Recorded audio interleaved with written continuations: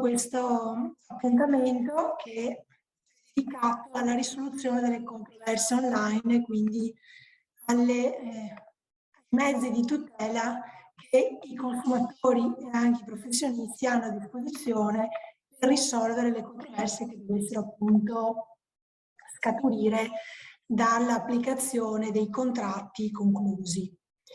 Il tema naturalmente è molto vasto e richiederebbe molto tempo a disposizione, quindi l'obiettivo, diciamo, di questa lezione, di questo seminario, è quello di fornirvi delle coordinate di carattere generale che vi possano consentire di affrontare in modo consapevole anche la redazione delle stesse condizioni generali di vendita o di prestazione di servizi che necessariamente devono affrontare tra le varie tematiche anche le modalità di risoluzione delle controversie. Una prima battuta riguarda il regime europeo sulla protezione dei consumatori, perché come avrete già avuto modo di comprendere dagli scorsi seminari, il diritto unionale ha contribuito ad una armonizzazione molto intensa delle norme di protezione dei diritti dei consumatori. E questa armonizzazione da un punto di vista sostanziale di aspetti particolarmente rilevanti, pensiamo al diritto di recesso del consumatore, alle norme sulla garanzia, agli obblighi di informazione, di trasparenza a carico del professionista, questa armonizzazione, dicevo, ovviamente incide anche sulla rilevanza dell'individuazione del giudice competente, perché naturalmente quale che sia il giudice europeo che si occuperà della controversia, quel giudice sarà comunque tenuto all'applicazione delle norme comuni europee. E quindi è evidente che questa armonizzazione, questo ravvicinamento delle normative nazionali dei vari Stati membri ha reso sotto alcuni aspetti indifferente la sottoposizione dei contratti alla competenza di un organo giurisdizionale di uno Stato membro piuttosto che di un altro. E parimenti potrebbe dirsi per quanto riguarda la scelta della legge applicabile, perché grazie appunto a tutta una serie di direttive europee, oggi potremmo dire che il diritto sostanziale sulla tutela dei consumatori è sostanzialmente coincidente o comunque molto simile tra i vari Stati membri dell'Unione.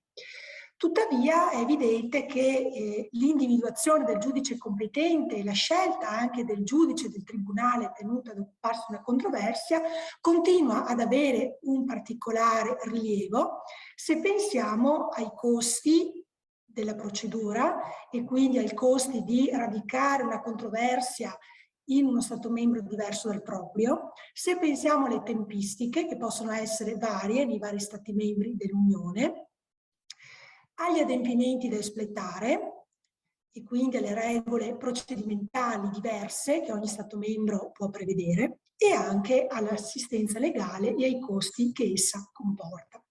Quindi è evidente che da un certo punto di vista non è proprio così irrilevante decidere il giudice che sarà competente a risolvere una controversia che sorga dall'applicazione di un contratto con i consumatori. È il foro competente in materia di contratti conclusi per professionisti e consumatori. Partiamo appunto dalle regole generali che sono stabilite da un regolamento europeo, il 1215 del 2012, che è noto anche come regolamento Bruxelles 1 bis. Questo regolamento sostanzialmente detta i criteri di giurisdizione, cioè ci indica quali sono i criteri per la determinazione del giudice competente a decidere una determinata controversia in materia contrattuale. Per quanto riguarda i contratti telematici, possiamo dire che si applicano i criteri di giurisdizione che sono ordinariamente previsti in materia contrattuale, quindi senza particolari distinzioni. Tenete a mente però che per i contratti conclusi con i consumatori sono previste delle regole peculiari, proprio perché il legislatore europeo considera il consumatore la parte debole del contratto e quindi prevede delle regole proprio a protezione del consumatore. Questi criteri di giurisdizione per i contratti conclusi tra professionisti e consumatori, noti anche come contratti B2C, sono contenuti agli articoli 17 e 18 del regolamento 1215 del 2012. Attenzione perché dobbiamo fare una precisazione, nel senso che queste regole cosiddette imperative a tutela dei consumatori si applicano a determinati contratti B2C, ossia ai contratti conclusi dal professionista con un consumatore, laddove appunto il professionista svolga l'attività economica nello Stato membro in cui il consumatore risiede o comunque diriga la sua attività verso quello Stato membro. L'articolo 16 infatti di questo regolamento ci precisa che le regole imperative si applicano qualora il contratto sia stato concluso con una persona, con un professionista, le cui attività commerciali o professionali si svolgono nello Stato membro in cui è domiciliato il consumatore o sono dirette con qualsiasi mezzo verso tale Stato membro.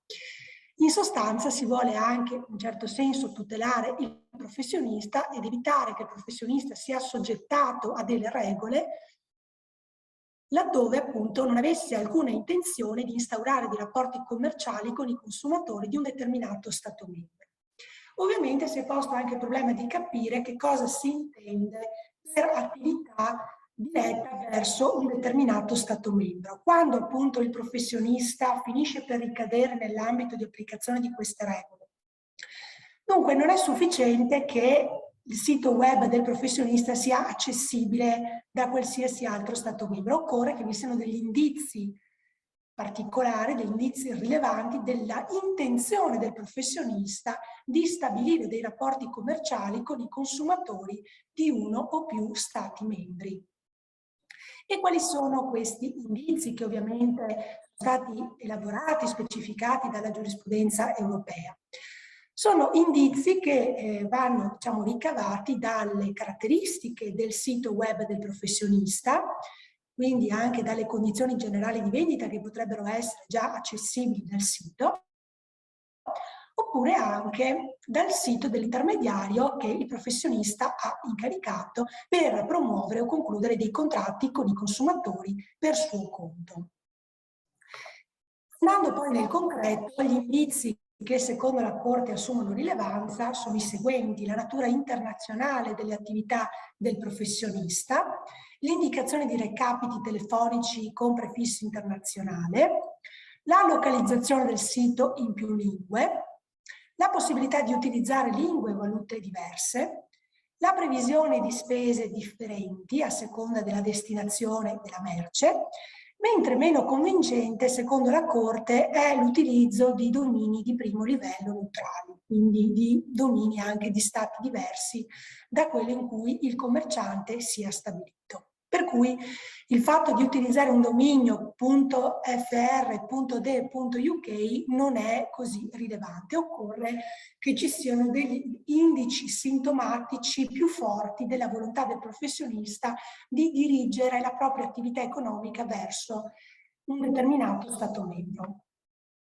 Dunque, laddove ci siano questi presupposti, quindi laddove effettivamente il professionista voglia vendere la propria merce in altri Stati membri e questa volontà sia desumibile da indici come quelli che abbiamo visto prima, il foro, diciamo, competente, cioè il giudice competente a decidere la controversia, dipende a seconda del soggetto ricorrente, cioè a seconda del soggetto che promuove quella controversia. Nel caso in cui il soggetto che ricorre in giudizio sia il consumatore, quest'ultimo ha due opzioni: può decidere di adire il giudice del proprio Stato membro in cui è domiciliato, oppure può decidere di adire il giudice dello Stato membro del professionista. Quindi questo significa che il professionista potrebbe essere chiamato a costituirsi in giudizio nello Stato membro del consumatore, quindi in uno Stato membro diverso dal proprio. Laddove sia il professionista a voler adire il tribunale nei confronti di un consumatore con il quale ha concluso un contratto per ottenere l'interpretazione di quel contratto, la corretta esecuzione di quel contratto, pensiamo a un mancato pagamento, il professionista non ha scelta perché deve necessariamente radicare la causa dinanzi alle autorità dello Stato membro in cui è domiciliato il consumatore. Quindi il professionista deve sobbarcarsi i costi sostanzialmente di una causa in un altro Stato membro dell'Unione, che significa prendere contatti con un avvocato che sia disponibile a esercitare nel foro di quello Stato membro, o addirittura potrebbe dover contattare uno Stato membro per convenienza che appunto esercita la professione nel foro dello Stato membro straniero, e quindi deve anche mettersi nelle condizioni di eventualmente presentarsi, comparire in un altro Stato membro. Per cui voi capite, le spese e gli adempimenti sono certamente diversi rispetto a quelli che potrebbero prospettarsi laddove la causa potesse essere radicata in casa. Cosa succede se invece non vi sono gli indizi che abbiamo visto prima, e cioè se la causa sorge con un consumatore di uno Stato membro che non appartiene agli Stati membri che il professionista aveva in mente per il proprio business? E quindi che cosa succede se per caso il contratto viene concluso con il consumatore di uno Stato membro diverso da quelli verso i quali si dirige la propria attività economica e commerciale? Qui trovano applicazione le regole generali, che tuttavia non conducono a risultati molto diversi da quelli che abbiamo visto prima, perché la regola generale è quella secondo la quale vige, diciamo, il principio del foro del convenuto, quindi occorre radicare la causa davanti al tribunale del domicilio del convenuto. Quindi se il professionista ha a voler chiamare in causa il consumatore, il professionista dovrebbe appunto radicare la causa comunque all'estero, dove risiede il consumatore.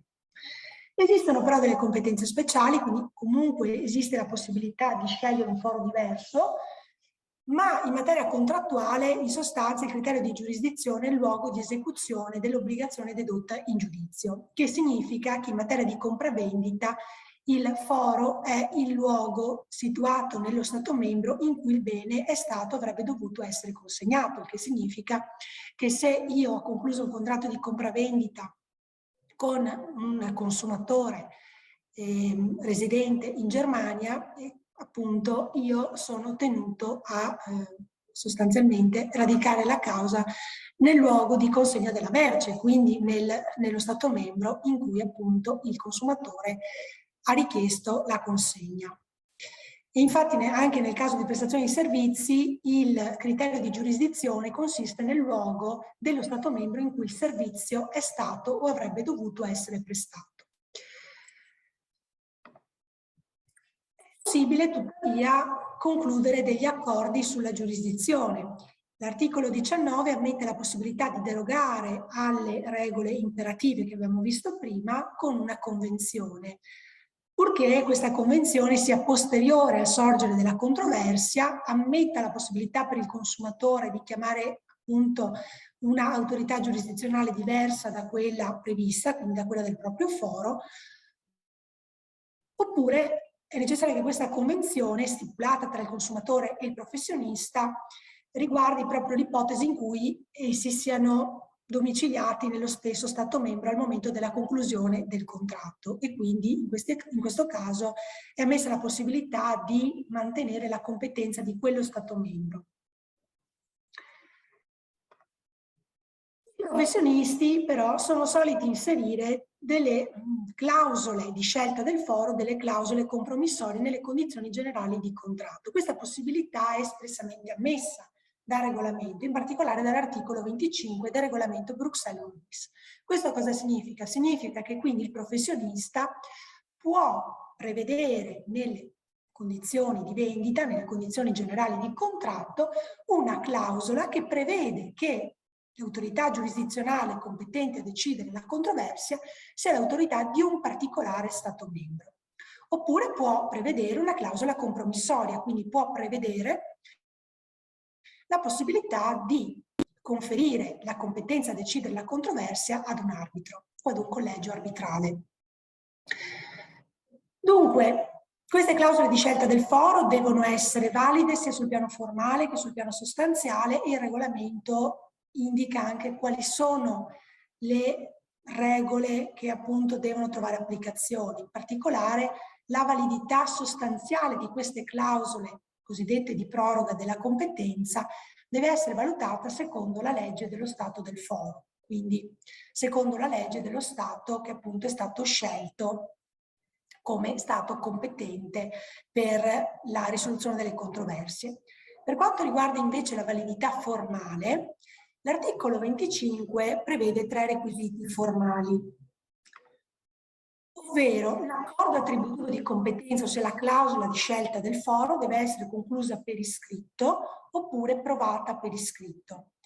In via alternativa deve essere conclusa in una forma ammessa dalle pratiche che le parti hanno tra di loro stabilito, oppure ancora deve essere conclusa in una forma ammessa da un uso appunto che le parti conoscevano o avrebbero dovuto conoscere in quanto ampiamente utilizzata nel commercio internazionale. La forma scritta comprende qualsiasi comunicazione con mezzi elettronici che permetta una registrazione durevole dell'accordo attributivo di competenza. E qui ci sono tutta una serie di aspetti interessanti per quanto riguarda le tecniche anche di conclusione delle clausole di scelta del foro e di raccolta del consenso del consumatore, perché, come avrete avuto modo anche voi di constatare, sia come professionisti che come consumatori esiste la possibilità di chiedere questa accettazione del consumatore mediante un semplice clic, a condizione che si renda il consumatore si metta il consumatore nelle condizioni di poter visionare questa clausola di scelta del foro e quindi di poter comprendere il suo significato. Quindi il professionista, proprio per evitare l'incertezza e quindi per poter predeterminare il giudice competente a risolvere la controversia con il consumatore, può valutare l'opportunità di inserire nelle condizioni generali di contratto una clausola di scelta del foro. E naturalmente nel fare questo dovrà però rispettare i requisiti di validità formale che sono appunto sanciti dall'articolo 25 e dovrà tener conto dei requisiti di validità sostanziale che sono previsti dalla legge dello Stato membro del foro stabilito. L'articolo 25 infatti ci ricorda che laddove le parti, indipendentemente dal loro domicilio, abbiano convenuto, quindi si siano accordate sulla competenza di un'autorità o di autorità giurisdizionali di uno Stato membro a conoscere delle controversie presenti o future, nate da un determinato rapporto giuridico, la competenza spetta a questa autorità giurisdizionale scelta dalle parti, a condizione che l'accordo non sia nullo dal punto di vista della validità sostanziale secondo la legge di quello Stato membro.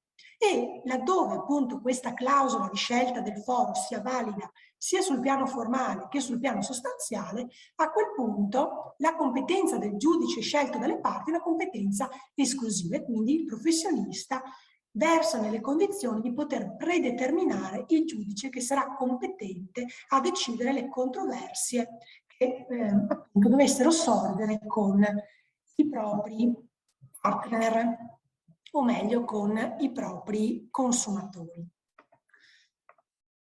Dunque, questa è la panoramica da un punto di vista generale. Abbiamo visto allora quali sono i criteri di giurisdizione per l'individuazione del giudice competente a risolvere le controversie che riguardino i contratti tra professionisti e consumatori. Occorre però ora ampliare questo affresco e descrivere alcuni procedimenti che sono stati introdotti a livello europeo proprio per cercare di agevolare la risoluzione delle controversie transfrontaliere e quindi per cercare anche di venire incontro alle esigenze dei professionisti e dei consumatori che concludono dei contratti cross border, dei contratti con appunto soggetti domiciliati o residenti in un altro Stato membro dell'Unione.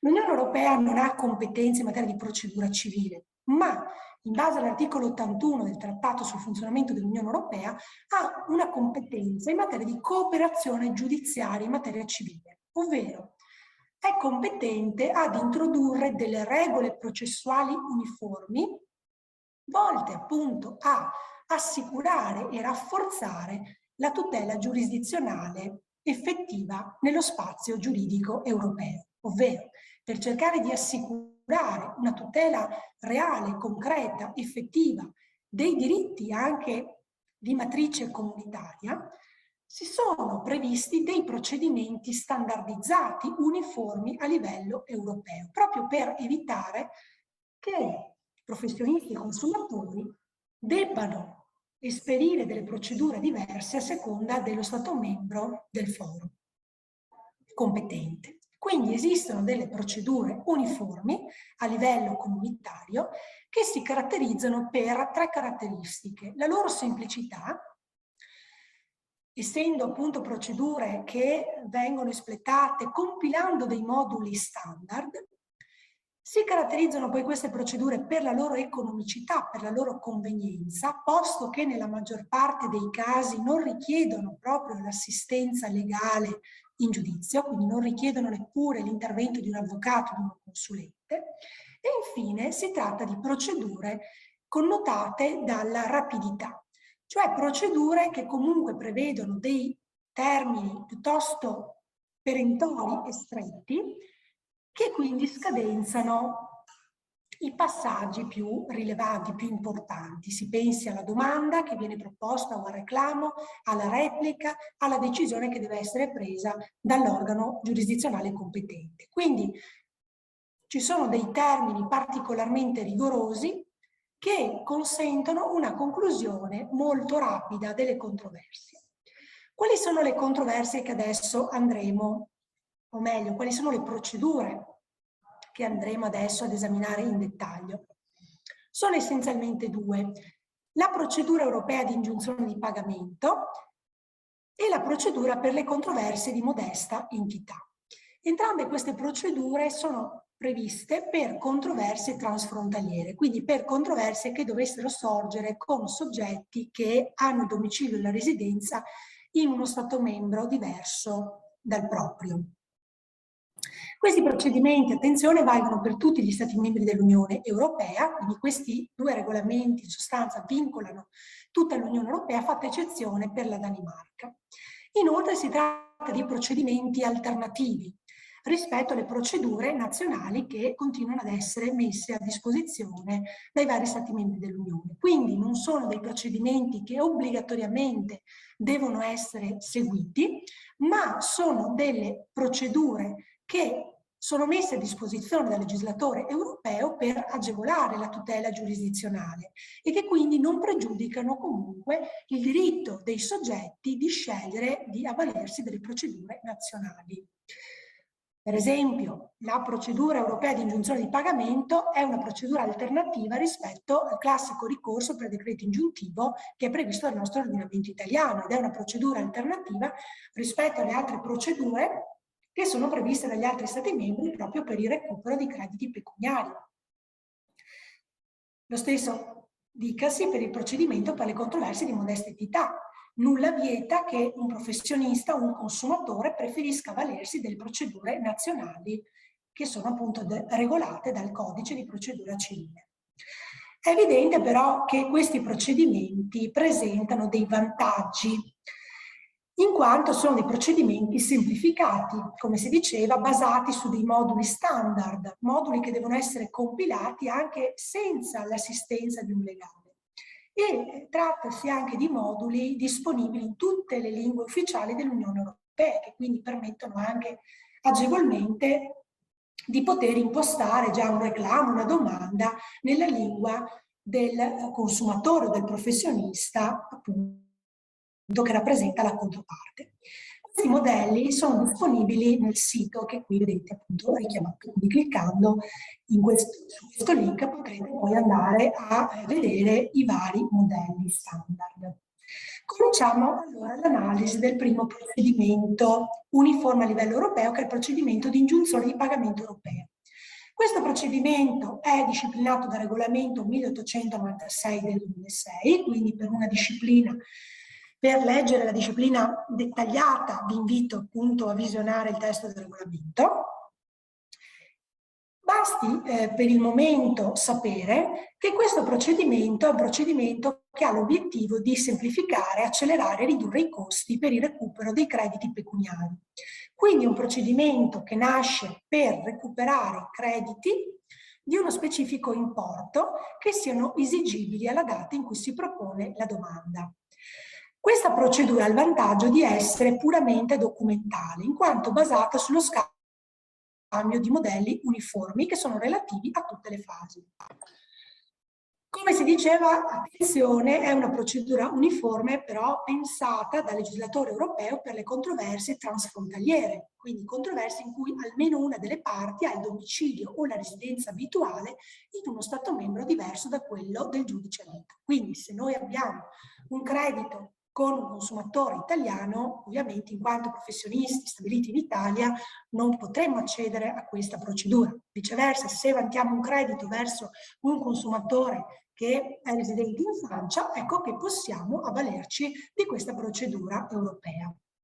Deve inoltre trattarsi di un credito che è relativo alla materia civile e commerciale, salvo che derivi da determinati settori, quindi sia un credito attinente ai regimi patrimoniali tra coniugi, testamenti, successioni, eccetera.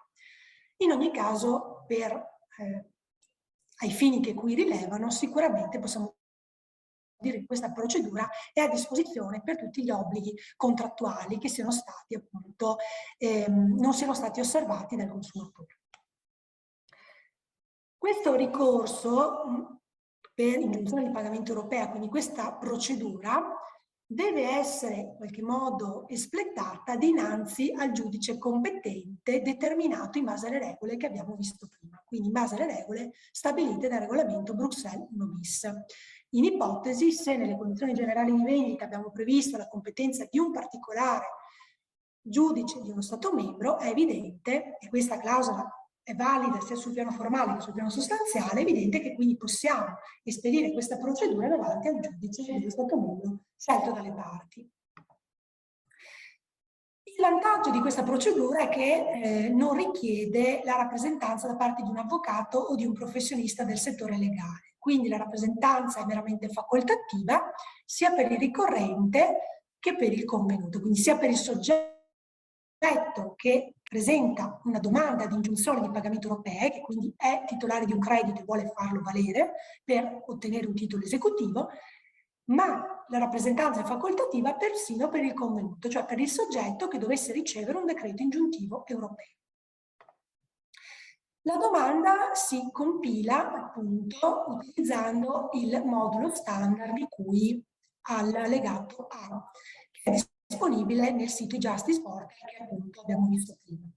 La domanda di emissione di un decreto ingiuntivo europeo deve essere presentata al giudice competente utilizzando questo modello uniforme, un modello molto semplice, molto intuitivo, che appunto richiede di indicare in sostanza i propri dati, quindi i dati del soggetto ricorrente, l'ipotesi i dati del professionista, i dati del consumatore, quindi del debitore, i dati che ovviamente dimostrano il carattere transfrontaliero della controversia.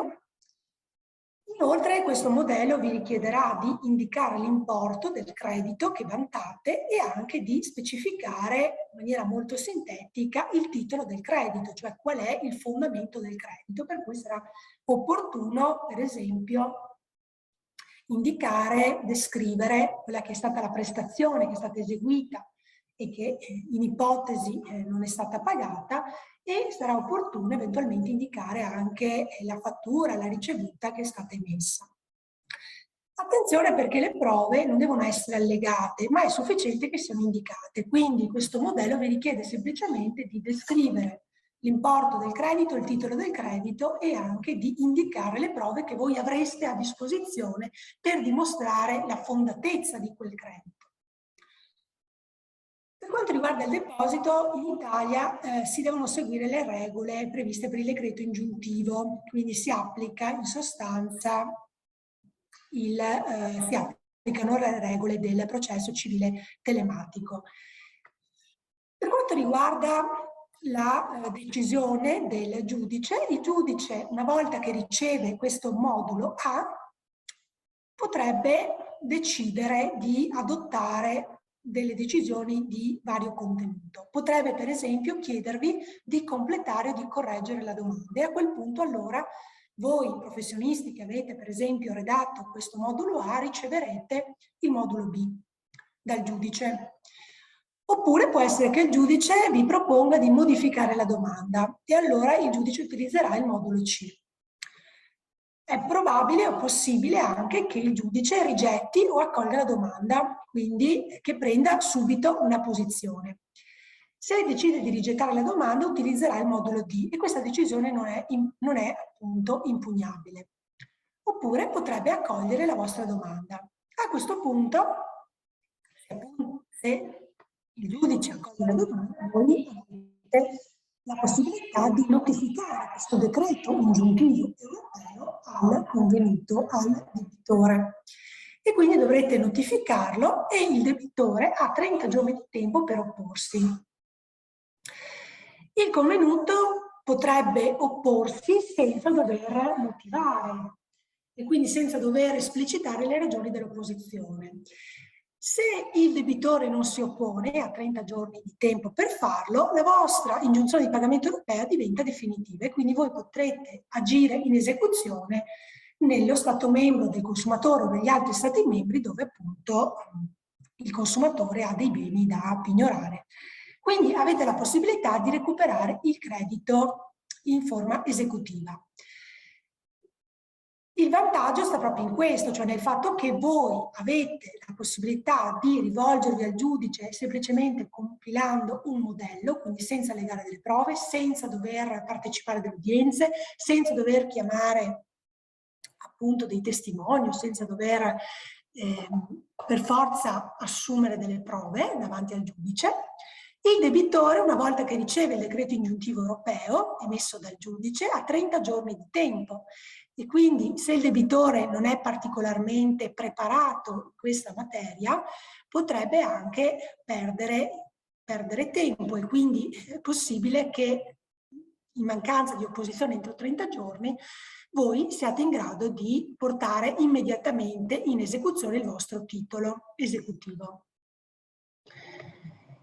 Passiamo adesso ad un altro procedimento uniforme che per molti versi assomiglia a quello che abbiamo appena visto. È il procedimento small claims, ovvero il procedimento pensato per le controversie di modesta entità, ossia per le controversie in materia civile e commerciale di valore fino ad un massimo di 5.000 euro, esclusi interessi, diritti e spese.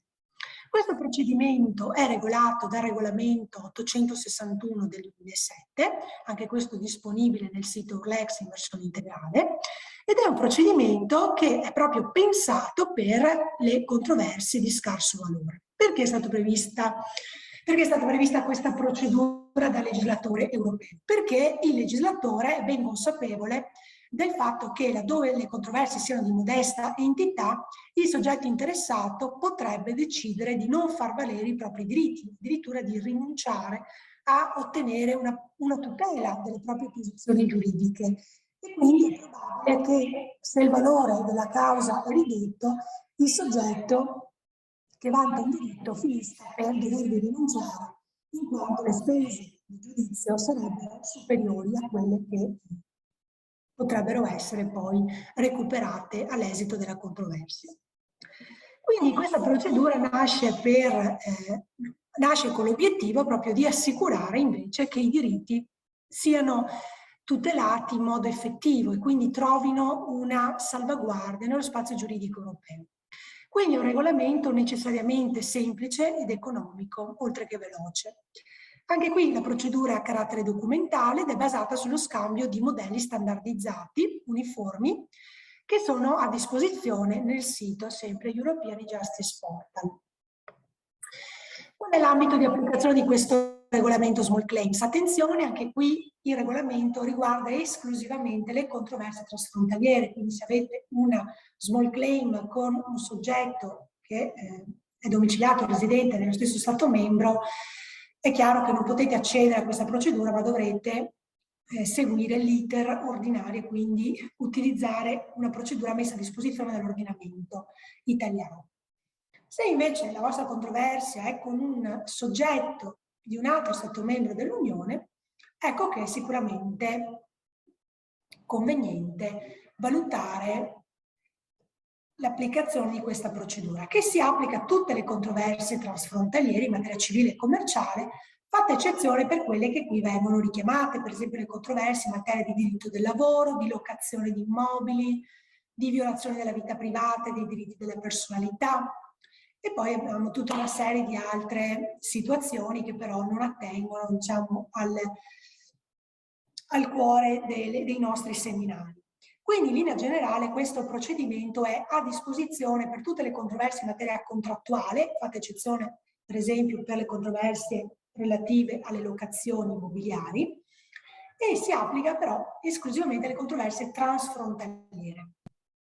Anche qui il giudice competente è il giudice determinato in base al regolamento Bruxelles 1 bis, per questo abbiamo dovuto anche in premessa dedicare alcune riflessioni sulla scelta del giudice ad opera delle parti o sulla individuazione del giudice competente laddove non sia stata conclusa una clausola di scelta del foro. Qual è il vantaggio che questa procedura offre? Il primo è sicuramente il fatto che non è richiesta l'assistenza legale di un avvocato o di un altro professionista del settore, e questo indubbiamente riduce i costi. In secondo luogo, il vantaggio è dato proprio dalla possibilità per il cittadino, per qualsiasi persona fisica o giuridica, di introdurre la domanda compilando un modello già predisposto, il che ovviamente agevola il lavoro, perché voi sicuramente non incapperete mai in alcuna omissione, ovvero non commetterete mai un errore di omissione di determinati dati, di incompletezza della domanda, salvo che appunto siate disattenti nel compilarla. Ma se voi leggete tutti i campi del modulo e li compilate, siete sicuri che quella domanda comunque è una domanda completa, una domanda che comunque contiene tutti i dati che il giudice deve avere a disposizione, e questo è molto importante. E agevola sicuramente il vostro lavoro. La domanda appunto va compilata e va presentata al giudice competente direttamente utilizzando i servizi postali o gli altri strumenti che sono appunto previsti dallo Stato membro del giudice competente. Nella domanda che cosa si devono indicare? Si devono indicare le prove a sostegno della propria domanda. Stiamo parlando sempre di controversie di modesta entità, quindi fino a 5.000 euro, e devono essere indicati anche i documenti giustificativi che appunto sono in proprio possesso. Una volta ricevuta la domanda, il giudice ha tre possibilità: può rigettarla se la ritiene manifestamente infondata o irricevibile, può invitare la parte ad integrarla o a modificarla, oppure può invitare il soggetto che ha presentato la domanda a notificarla al convenuto. Quindi può dare seguito alla procedura. Il convenuto, quindi il soggetto che voi chiamate in giudizio, una volta ricevuto il modulo, ha 30 giorni di tempo per presentare, per depositare una propria replica ed eventuali domande riconvenzionali, quindi domande che a sua volta intende esercitare nei confronti del ricorrente. Anche il convenuto ha la possibilità di indicare le prove che ha a disposizione, le prove contrarie, e di allegare i documenti pertinenti. Una volta depositata la replica, il giudice ha 14 giorni di tempo per inviarla all'attore, quindi al soggetto che ha presentato la domanda. A quel punto il soggetto potrebbe decidere anche di depositare un'ulteriore replica, laddove abbia ricevuto delle domande cosiddette riconvenzionali. Quindi abbiamo in sostanza un contraddittorio tra le parti che tuttavia è disciplinato proprio dallo scambio di questi moduli standardizzati. Quindi una volta ricevuta la replica del convenuto, in sostanza il giudice ha la possibilità di definire la controversia ed emettere una sentenza, oppure potrebbe anche ritenere che sia necessario assumere delle prove, chiedere maggiori dettagli alle parti o ordinare la loro comparizione. Tenete presente che, ovviamente trattandosi di small claim, il giudice cercherà per quanto possibile di emettere subito una sentenza, ma laddove effettivamente ha della necessità di raccogliere ulteriori elementi di prova, il giudice comunque cercherà di assumere le prove che richiedono minori oneri per le parti. E questo è anche espressamente previsto dallo stesso regolamento, ovvero esiste la libertà del giudice di acquisire le prove, ma l'organo giurisdizionale può acquisire elementi di prova solo se non è possibile emettere la sentenza sulla base di altre prove. Quindi se appunto le prove sono già sufficienti per emettere una sentenza, l'organo giurisdizionale si deve pronunciare. Quindi potrà assumere perizie o prevedere audizioni di testimoni solo se indispensabile. Inoltre l'organo giurisdizionale è tenuto a ricorrere ai metodi di assunzione delle prove più semplici per le parti. E le udienze, se necessarie, devono tenersi prevalentemente in modalità di videoconferenza, teleconferenza, anche questo per cercare di mantenere dei bassi costi, quindi di assicurare la celerità e anche la convenienza, l'economicità della procedura.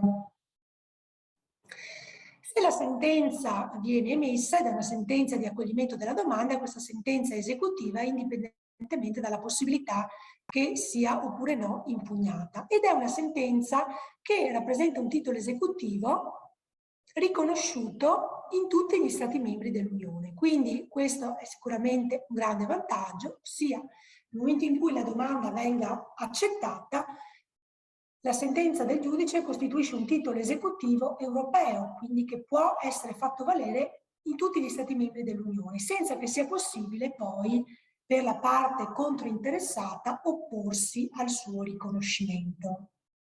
Quindi una sentenza immediatamente esecutiva in tutti gli Stati europei. Dopo aver visto questi procedimenti uniformi, occorre fare un'ulteriore considerazione, perché il legislatore europeo, quindi il Parlamento europeo e il Consiglio, hanno previsto la possibilità per i soggetti, soprattutto per i soggetti che concludono contratti telematici, di avvalersi di metodi alternativi per la risoluzione delle controversie. In particolare, questa possibilità era stata concepita già dallo stesso trattato, perché l'articolo 81 del Trattato sul funzionamento prevede espressamente che l'Unione possa adottare delle misure volte a garantire lo sviluppo di metodi alternativi di risoluzione delle controversie. Trattasi delle cosiddette ADR, Alternative Dispute Resolution Methods. Questi metodi di risoluzione delle controversie alternativi presentano delle peculiarità. E quindi occorre capire bene che cosa si intende per metodi alternativi. Qual è il criterio di comparazione? Cioè questi metodi sono alternativi rispetto a che cosa? Innanzitutto l'alternatività potrebbe riguardare il profilo soggettivo, ossia una procedura alternativa è una procedura che, ad esempio, viene esperita davanti ad una persona diversa da un giudice togato dello Stato. Pensiamo all'arbitrato, ossia la possibilità di dirimere la controversia conferita ad un arbitro o ad un collegio arbitrale, e quindi a delle persone che non rivestono la carica di giudice statuale. Ma l'alternatività può riguardare anche l'esito della controversia. Quindi questi metodi alternativi di risoluzione delle controversie si caratterizzano anche per il fatto che producono un esito diverso da quello di un giudizio tradizionale. Il giudizio tradizionale consiste nell'accertamento da parte del giudice della volontà di legge applicata al caso concreto, mentre il metodo alternativo per la risoluzione della controversia potrebbe, per esempio, sfociare in un accordo, potremmo dire, innovativo, in una regolamentazione nuova degli interessi dei litiganti. E l'esempio più eloquente è quello rappresentato dalla mediazione. Mediazione che è appunto finalizzata ad una soluzione amichevole tra le parti attraverso una nuova regolamentazione dei loro rapporti e non necessariamente nella risoluzione della controversia che è sorta. L'alternatività inoltre può riguardare le modalità telematiche di svolgimento della procedura. Pensiamo al caso in cui la procedura sia svolta interamente online, senza la presenza fisica dei contendenti. Quindi quando parliamo di metodi alternativi di risoluzione delle controversie o di metodi ADR, noi facciamo riferimento ad un grande contenitore, un contenitore di tutta una serie di metodi particolari che rappresentano un'alternativa rispetto al classico giudizio davanti ad un tribunale. Le procedure sono variegate, esistono ovviamente moltissime varianti, però è possibile individuare 3 generi di ADR. Il primo è l'arbitrato, il secondo è la mediazione e il terzo è la negoziazione. Ovviamente stiamo parlando di metodi alternativi che presentano, come si diceva, delle varianti, quindi queste caratteristiche che voi trovate indicate nella tabella sono delle caratteristiche essenziali che servono a ricondurre le varie procedure ad una o più di queste categorie. Per quanto riguarda le varie procedure, queste sicuramente possono presentare delle differenze sotto diversi profili: l'obiettivo della procedura, il contenuto, l'oggetto della procedura, il risultato della procedura e il ruolo assunto dal terzo, che è diverso dal giudice.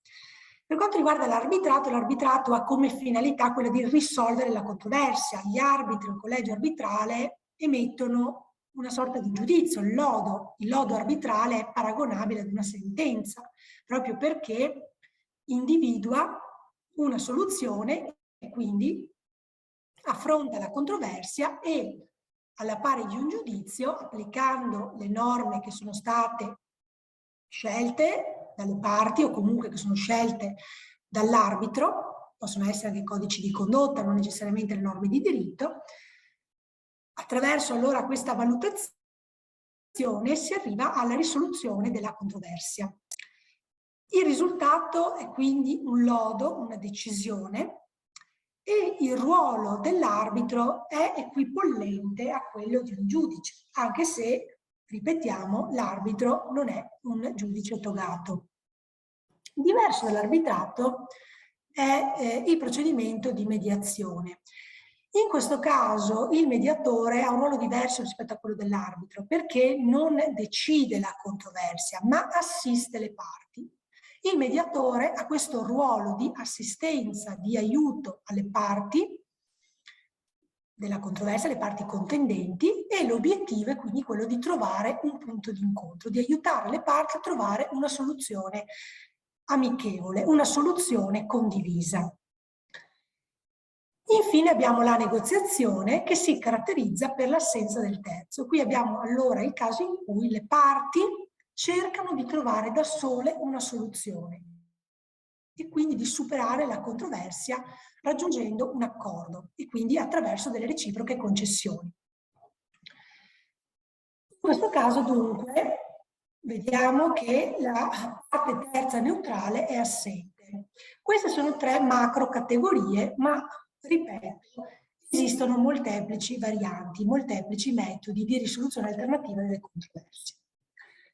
Dunque, cerchiamo di vedere qual è la disciplina europea sui metodi di risoluzione alternativa delle controversie. A questo riguardo dobbiamo menzionare due atti dell'Unione. La prima è la direttiva numero 11 del 2013 sulla risoluzione alternativa delle controversie dei consumatori, che è nota anche come direttiva ADR, quindi direttiva sulle Alternative Dispute Resolution per i consumatori. Il secondo atto è il regolamento numero 524 del 2013, che è relativo alla risoluzione delle controversie online dei consumatori, detto anche regolamento sull'ODR per i consumatori, Online Dispute Resolution. Attenzione ai diversi ambiti di applicazione di questi atti dell'Unione Europea, perché già dal titolo ci rendiamo conto di come il regolamento sull'ODR sia un regolamento che ha un ambito di applicazione più circoscritto, in quanto riguarda esclusivamente le controversie online. Mentre la direttiva 11 del 2013 ha un ambito, un perimetro di applicazione più ampio, perché riguarda tutti i contratti conclusi tra professionisti e consumatori, e non necessariamente i contratti conclusi online. Vediamo allora più da vicino la prima direttiva, la numero 11 del 2013, che scusate, è stata erroneamente indicata. In base a questa direttiva, l'obiettivo perseguito dal legislatore è quello di assicurare una tutela elevata dei diritti dei consumatori, o meglio, un livello elevato di protezione dei consumatori. Come si raggiunge questo obiettivo? I consumatori è previsto che possano su base volontaria presentare un reclamo nei confronti dei professionisti dinanzi a organismi di ADR. Quindi la novità è rappresentata dalla possibilità per il consumatore di adire il professionista, anziché davanti a un tribunale, davanti ad un organismo che offre e segue delle procedure di risoluzione delle controversie indipendenti, imparziali, trasparenti, efficaci, rapide ed eque. Questo non significa che il consumatore sia tenuto a presentare un reclamo a questi organismi di ADR. La direttiva prevede che vi sia una facoltà di adire tali organismi. Resta sempre fermo il diritto dei consumatori di esperire le procedure ordinarie e quindi di utilizzare i modelli, per esempio uniformi, che abbiamo visto prima, come il procedimento small claims.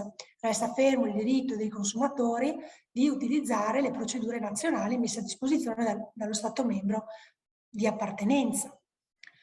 Tuttavia, queste procedure di ADR presentano dei notevoli vantaggi. E adesso andiamo a vedere le ragioni di questa mia affermazione. Innanzitutto, la direttiva ADR specifica il proprio ambito di applicazione. La direttiva ADR riguarda tutte le procedure di risoluzione stragiudiziale delle controversie, sia nazionali che transfrontaliere, concernenti delle obbligazioni contrattuali che derivano da contratti di vendita o di servizio B2C. Quindi la direttiva ADR riguarda i contratti conclusi tra professionisti stabiliti nell'Unione e i consumatori residenti nell'Unione. E attenzione, riguarda non solo le controversie transfrontaliere, ma anche le controversie nazionali. Quindi è molto importante conoscere il contenuto di questa direttiva, perché è una direttiva che prevede la possibilità, ripeto, per il consumatore di utilizzare, di avvalersi di procedure alternative rispetto a quelle ordinarie per la risoluzione delle controversie. Questa direttiva è una direttiva che fa riferimento alle procedure di ADR in senso molto ampio e che quindi assorbe tutte le procedure possibili di ADR, a condizione che siano procedure che soddisfano determinati requisiti di qualità. Quindi l'organismo di ADR potrebbe essere un organismo che propone una soluzione, come nel caso della mediazione, oppure che impone una soluzione. come nel caso dell'arbitrato. Quindi questa espressione organismo di ADR è un'espressione molto ampia che include tutta una serie di organismi di natura diversa, aventi finalità diverse. La direttiva esclude dal proprio ambito di applicazione le negoziazioni dirette tra consumatori e professionisti ed esclude anche dal proprio ambito di applicazione le procedure avviate da un professionista nei confronti di un consumatore. Quindi, se il professionista vuole presentare una domanda contro un consumatore, non può utilizzare le regole previste da questa direttiva, perché questa direttiva è pensata per le procedure di ADR avviate dai consumatori contro i professionisti e non il contrario. Inoltre questa direttiva non si applica alle controversie fra professionisti. Perché però è importante allora conoscere bene i contenuti di questa direttiva, che naturalmente poi è stata attuata dal nostro ordinamento italiano? Perché il professionista potrebbe trovarsi a dover affrontare questa procedura laddove sia stato il consumatore ad avviarla e quindi ad optare per questa procedura. Ma non solo. Il professionista, se conosce l'esistenza di queste procedure, potrebbe essere interessato, potrebbe essere il primo a proporre questo tipo di procedure ai consumatori che dovessero venire in contatto con lui. Quindi conoscere queste procedure vi consente ai professionisti che concludono i contratti con i consumatori di indirizzare anche i consumatori ad avvalersi di questa procedura meno costosa e rapida, piuttosto che utilizzare le procedure ordinarie.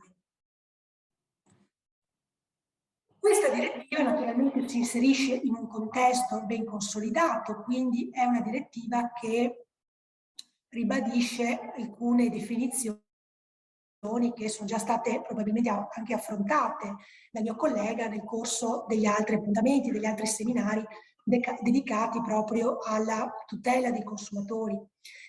Perché ovviamente la nozione di professionisti e consumatori è una nozione europea ed è una nozione uniforme, standardizzata. Il professionista è quella persona fisica o giuridica che agisce nel quadro della sua attività commerciale, industriale, artigianale o professionale.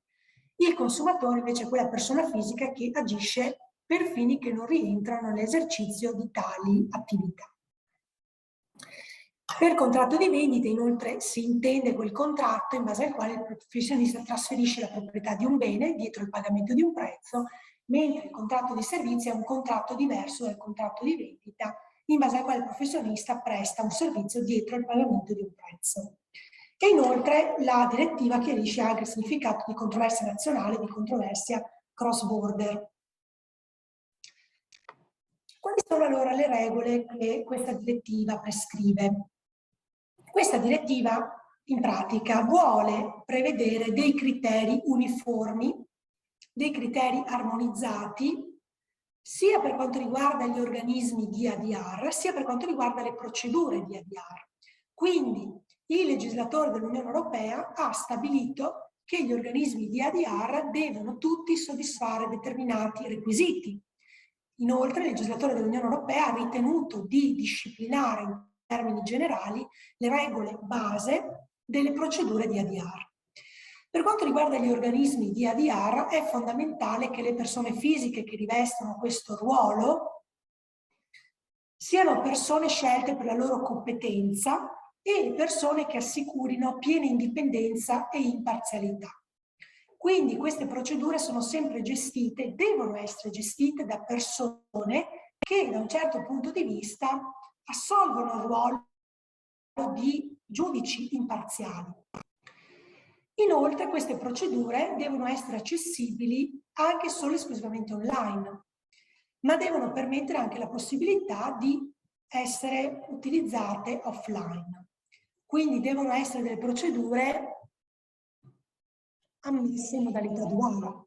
Questo anche è un notevole vantaggio, cioè quello di poter gestire una controversia con un consumatore di un altro Stato membro, soprattutto, o di un consumatore del proprio Stato membro ma situato in un'altra regione, direttamente in via telematica.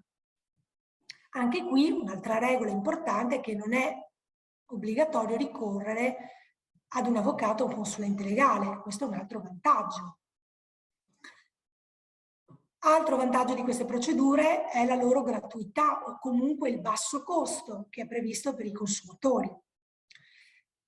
Deve trattarsi di procedure disponibili per le controversie sia nazionali che transfrontaliere e, fondamentale, le procedure sono trasparenti, ossia tutte le informazioni relative agli organismi di ADR e alle procedure di ADR devono essere chiare ed accessibili. Quindi gli organismi di ADR avranno il loro sito web dove è specificato il mandato delle persone che compongono l'organismo e dove sono specificati tutti i criteri che verranno utilizzati nel corso della procedura. Quindi è possibile conoscere a monte qual è il costo della procedura, qual è la durata media, qual è il risultato della procedura, cioè se è una procedura che ha come obiettivo quello di trovare una soluzione amichevole oppure di imporre una decisione vincolante tra le parti. Quindi tutte queste regole sono conoscibili a monte e devono essere messe a disposizione al pubblico. Quindi la regola fondamentale è quella della trasparenza. Altra regola è quella della rapidità. Stiamo parlando di procedure che devono concludersi entro un termine di massimo 90 giorni. Voi capite che prospettare una procedura di questo tipo ad un consumatore con cui si viene a contatto consente già di predeterminare la durata massima della definizione della controversia, cioè vi permette di evitare le lungaggini di un processo. Ancora, il legislatore europeo ha previsto che comunque queste procedure devono far salve le regole di protezione previste dalla legge dello Stato membro di residenza del consumatore. Quindi sono tutte procedure che comunque non pregiudicano i diritti fondamentali che sono previsti dallo Stato membro del consumatore. Tenete comunque presente, come si diceva in premessa, che oramai il diritto europeo sulla tutela dei consumatori è un diritto armonizzato e quindi in sostanza sono lievi le modifiche, meglio, sono lievi le differenze tra le normative nazionali. Quindi questa clausola, potremmo dire, di salvaguardia ha un peso sicuramente ridotto rispetto al passato. Quali sono allora gli obblighi dei professionisti stabiliti nell'Unione Europea? I professionisti che si impegnano a ricorrere a taluni organismi per risolvere controversie con i consumatori devono fornire tali informazioni ai consumatori. Quindi, se un professionista ritiene che queste procedure siano sicuramente più convenienti, il professionista può impegnarsi a ricorrere a tali procedure e quindi può prevederle nelle proprie condizioni generali di vendita e dovrà naturalmente fornire ai consumatori tutte le informazioni necessarie. Quindi dovrà informare i consumatori, includendo nell'informativa l'indirizzo del sito web dell'organismo di ADR pertinente. E questo permetterà allora ai consumatori che vengono in contatto con il professionista di conoscere le caratteristiche della procedura che il professionista propone di seguire in caso di controversie. Quindi cliccando nel sito web dell'organismo di ADR si sarà in grado di capire qual è la durata media della procedura, quali sono i principi che verranno poi seguiti, qual è il ruolo dell'organismo, se è un ruolo più vicino a quello dell'arbitro, più vicino a quello del mediatore, e si sarà in grado di sapere se la decisione dell'organismo di ADR sarà vincolante oppure no per le parti. Passiamo adesso all'ultimo argomento, ossia al regolamento ODR, il regolamento sulle Online Dispute Resolution. Questo regolamento è un regolamento di portata notevole perché è un regolamento che è stato adottato per disciplinare la risoluzione stragiudiziale delle controversie che sorgono dalla conclusione di contratti di vendita di servizi online. Quindi i professionisti che concludono contratti a distanza con consumatori di altri Stati membri dell'Unione o che concludono contratti a distanza con consumatori dello stesso Stato membro devono conoscere le regole di questo regolamento. Il regolamento per sua natura è un atto dell'Unione Europea che produce effetti diretti, ossia che crea diritti ed obblighi direttamente in capo ai soggetti degli ordinamenti nazionali senza il filtro di una legge nazionale. Questo cosa vuol dire? Vuol dire che il regolamento europeo è equiparabile ad una legge nazionale, proprio perché ha questa capacità di vincolare direttamente il soggetto dello Stato membro, che sia esso professionista o consumatore. Il regolamento ODR, Online Dispute Resolution, ha l'obiettivo di assicurare un livello elevato di tutela dei consumatori, mettendo a disposizione una piattaforma, la cosiddetta piattaforma ODR, per risolvere le controversie in modo rapido, in modo indipendente, imparziale e trasparente. Anche qui, quindi, stiamo parlando di metodi di risoluzione delle controversie alternativi rispetto ai metodi ordinari, quindi rispetto alla gestione di una controversia da parte di un giudice togato. Quindi parliamo di metodi che si prospettano come alternativi e che quindi vi permettono di evitare gli oneri di un giudizio tradizionale. L'ambito di applicazione di questo regolamento è molto ampio, ma al contempo è circoscritto alle vendite e alle prestazioni di servizi online. Infatti, il regolamento riguarda la risoluzione stragiudiziale delle controversie concernenti obbligazioni contrattuali che derivano da contratti di vendita o di servizi online tra un consumatore residente nell'Unione e un professionista stabilito nell'Unione. Come si risolvono stragiudizialmente le controversie? Il regolamento ODR mette a disposizione una piattaforma che è stata sviluppata dalla Commissione europea, è la piattaforma ODR.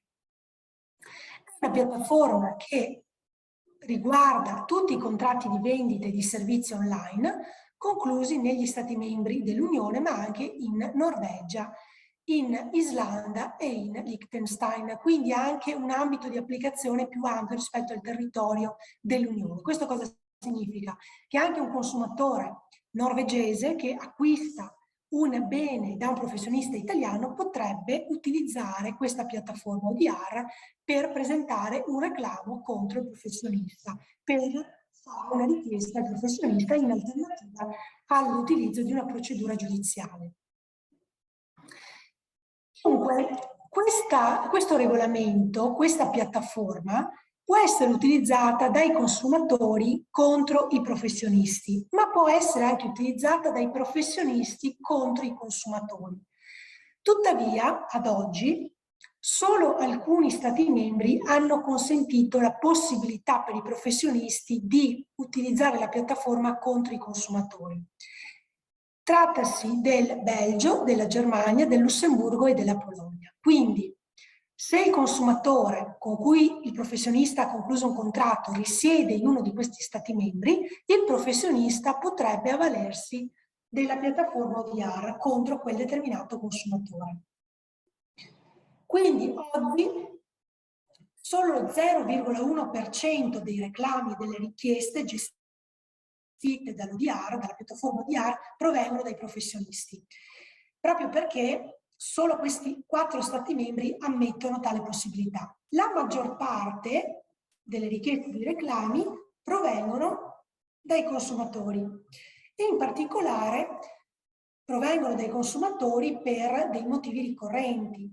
Il primo e il più frequente è il ritardo nella consegna dei beni, la percentuale circa del 24% di reclami. Ma poi abbiamo anche la mancata conformità del bene rispetto all'ordine oppure i difetti della merce. Merce difettosa, merce che addirittura ha causato dei danni al consumatore. Questi sono i motivi principali per i quali il consumatore si avvale della piattaforma ODR per avviare una risoluzione stragiudiziale delle controversie. Le controversie devono riguardare contratti di vendita o di servizi conclusi online.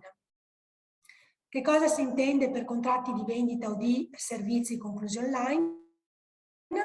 Si fa riferimento a tutti i contratti che sono conclusi o attraverso il sito web del professionista o attraverso un marketplace, quindi un prestatore che consente ai platform sellers, quindi che consente ai venditori di cedere merce o di prestare servizi attraverso il proprio spazio, il proprio mercato online.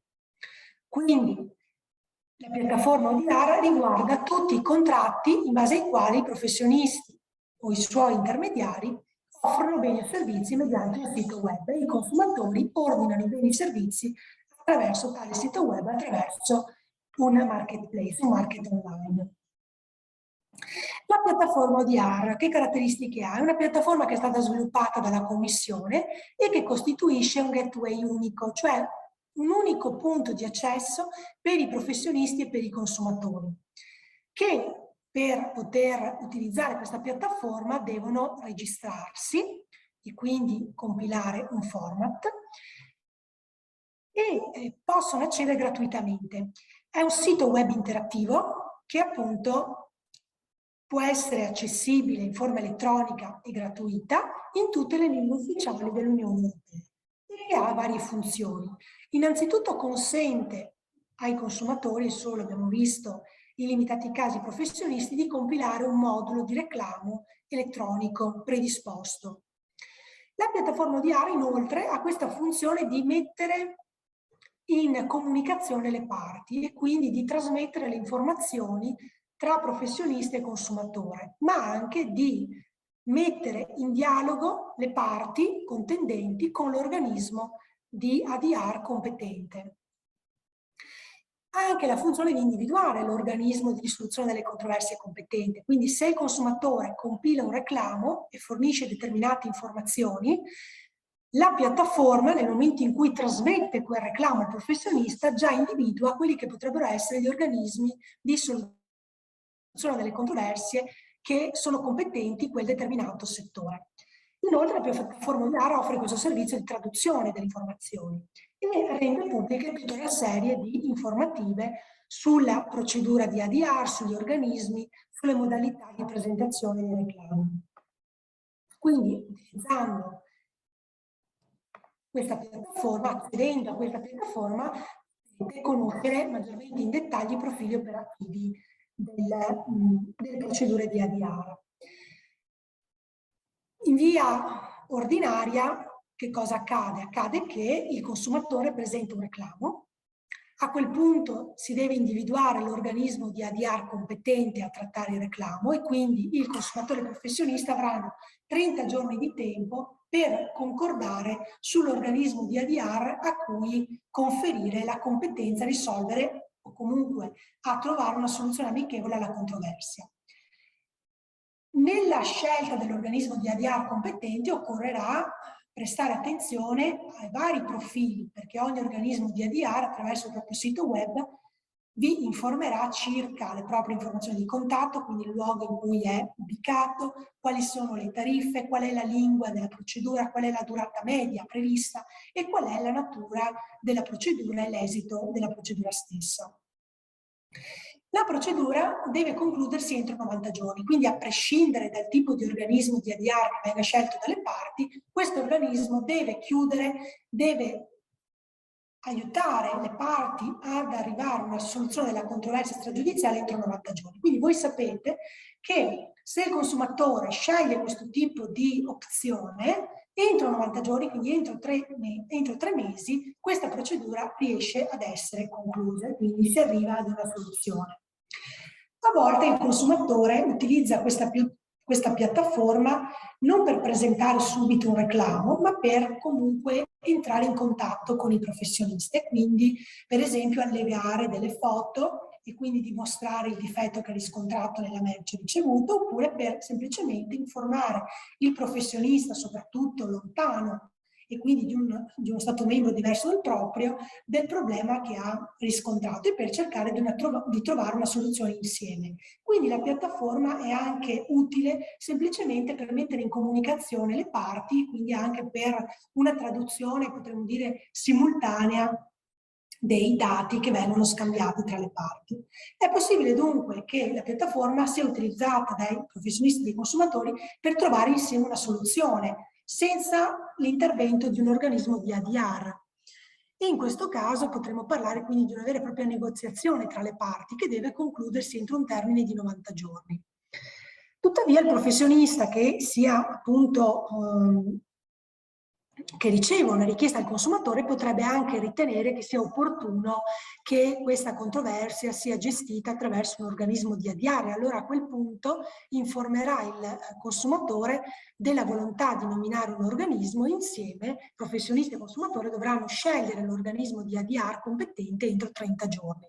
Se non viene raggiunto un accordo è chiaro che la procedura si arresta e quindi l'alternativa è seguire le vie ordinarie, quindi avvalersi di altre procedure giudiziali che possono essere le procedure small claims uniformi, ma possono essere le procedure nazionali che sono previste dagli ordinamenti.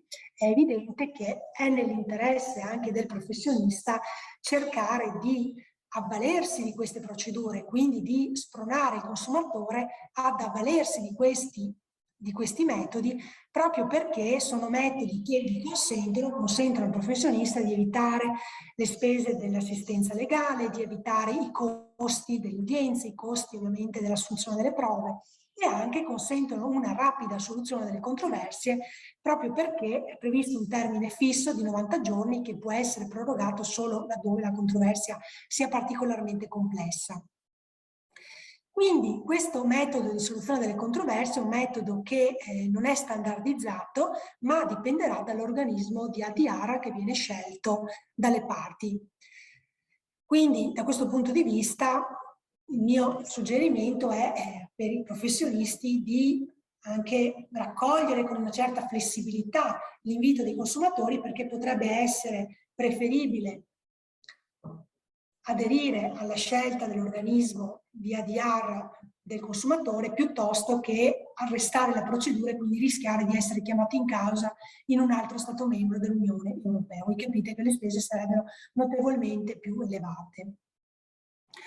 Ovviamente è possibile che questa soluzione che viene trovata in via stragiudiziale non sia soddisfacente oppure non sia nemmeno possibile, perché le parti decidono di ritirarsi dalla procedura nel corso della stessa oppure decidono di non aderire alla soluzione che viene adottata dall'organismo di ADR. In questo caso è evidente che esistono strumenti alternativi, quindi il consumatore avrà sempre il diritto di rivolgersi ad un giudice oppure potrà sempre decidere di rivolgersi ad un'associazione nazionale dei consumatori o al Centro Europeo per i Consumatori, che è una sorta di punto di contatto che poi serve a mettere in comunicazione tutte le varie associazioni nazionali dei consumatori degli Stati membri.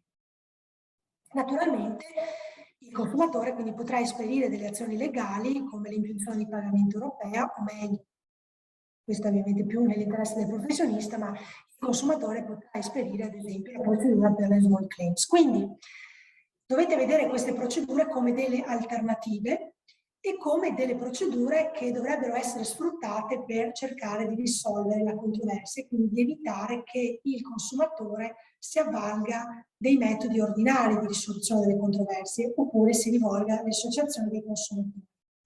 Ma è evidente che questo diritto del consumatore di esperire l'azione legale è un diritto insindacabile, quindi un diritto che rimane sempre sullo sfondo. Quali sono gli obblighi del professionista stabilito nell'Unione Europea?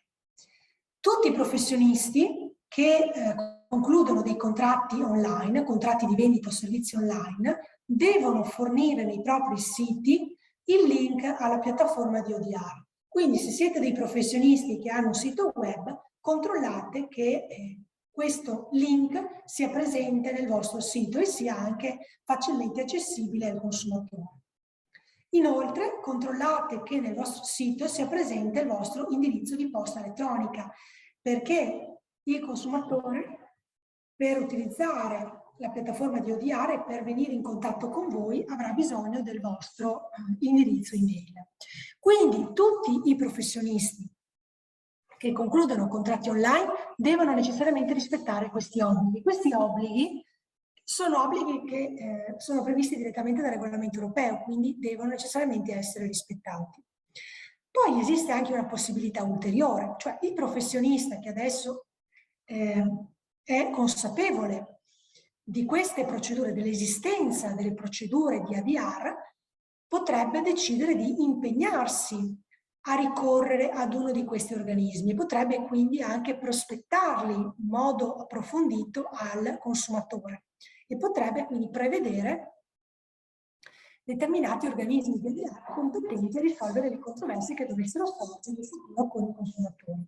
Quindi se il professionista ritiene che sia conveniente risolvere le controversie utilizzando questi metodi alternativi, il professionista dovrà informare i consumatori in merito all'esistenza della piattaforma in modo ovviamente più dettagliato e quindi non solo fornire il link alla piattaforma ODR, ma fornire il link nel proprio sito, ma fornire il link della piattaforma ODR anche nella posta elettronica, laddove utilizzi la posta elettronica per fare delle offerte di vendita ai consumatori e inoltre dovrà fornire delle informazioni più dettagliate nelle condizioni generali di vendita.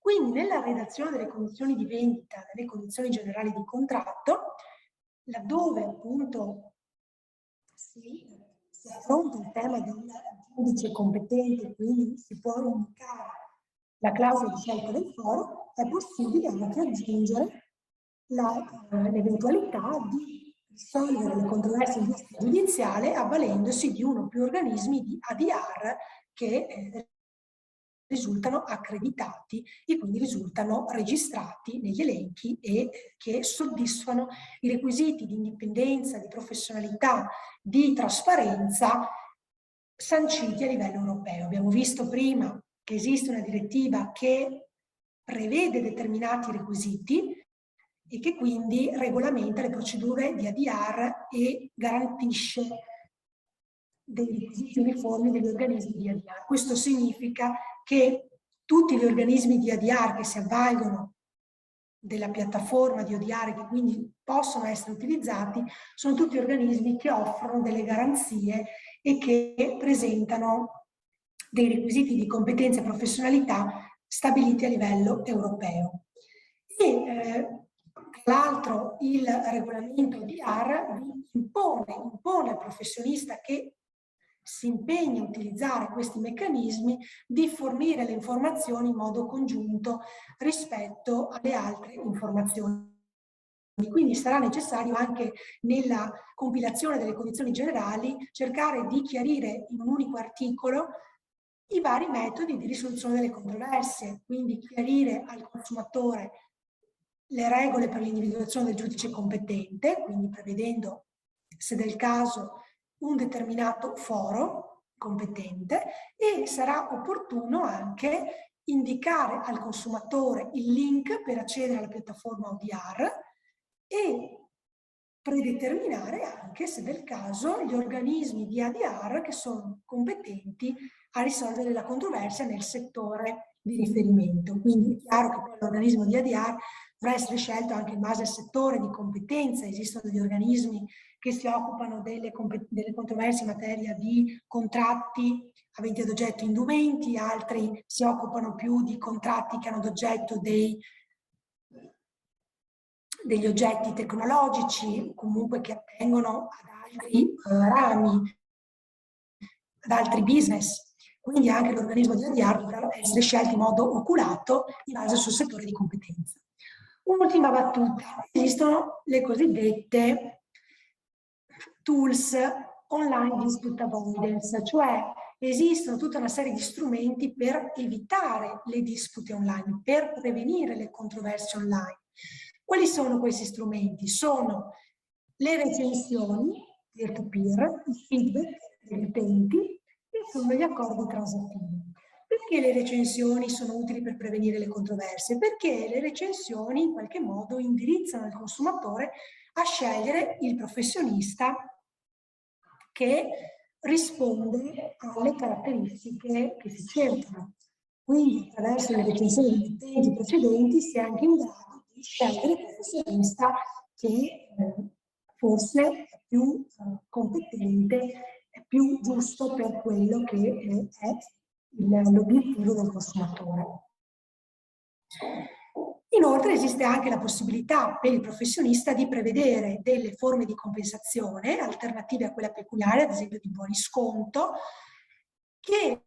o dei coupon che rappresentano delle forme di riparazione alternative e quindi che consentono anche al consumatore di ritenersi soddisfatto, e quindi anche la previsione di questi strumenti transattivi è funzionale proprio ad evitare che il consumatore decida di adire un giudice o decida di avvalersi di una procedura di ADR. Quindi il professionista dovrebbe non solo conoscere e anche predeterminare i metodi di risoluzione delle controversie, ma dovrebbe anche impedire a monte che il consumatore si avvalga degli strumenti di risoluzione delle controversie, studiando dei metodi di appunto avoidance della disputa, quindi dei metodi che consentono di evitare la disputa a monte. Per esempio, prestandosi alla pubblicazione di recensioni, di feedback, anche prevedendo dei coupon di buoni sconto, per esempio laddove la merce si è giunta in ritardo, quindi già prevedendo queste forme di compensazione alternative rispetto a quella pecuniaria, idonee a soddisfare il consumatore e quindi ad impedire che sorga una controversia. Ecco, direi che abbiamo esaurito anche questa chiacchierata, o meglio questa azione frontale. Ovviamente se avete delle domande sono a disposizione.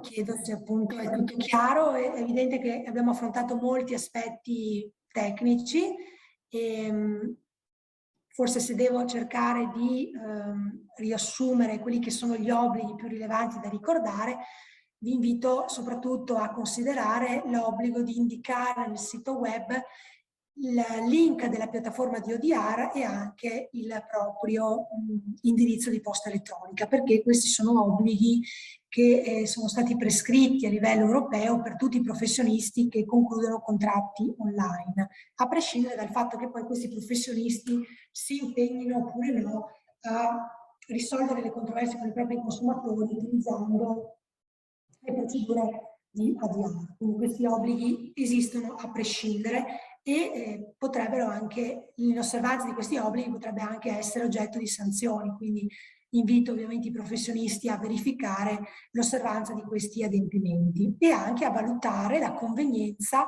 ad avvalersi di queste procedure, o meglio a suggerirle ai propri consumatori, perché come abbiamo visto, soprattutto per quanto riguarda la piattaforma di ODR, è il consumatore che ha questa scelta, che quindi può decidere di avvalersi della piattaforma di ODR in alternativa ai rimedi tradizionali. Quindi mettere il consumatore nelle condizioni di sapere che esistono delle procedure alternative meno costose e veloci, ovviamente risponde non solo agli interessi del consumatore, ma anche agli interessi del professionista, che poi è chiamato a soddisfare eventualmente le richieste dei propri clienti. Quindi allora vi ringrazio anche per la pazienza. Ecco, chiedo a Serena se possiamo allora chiudere questo seminario.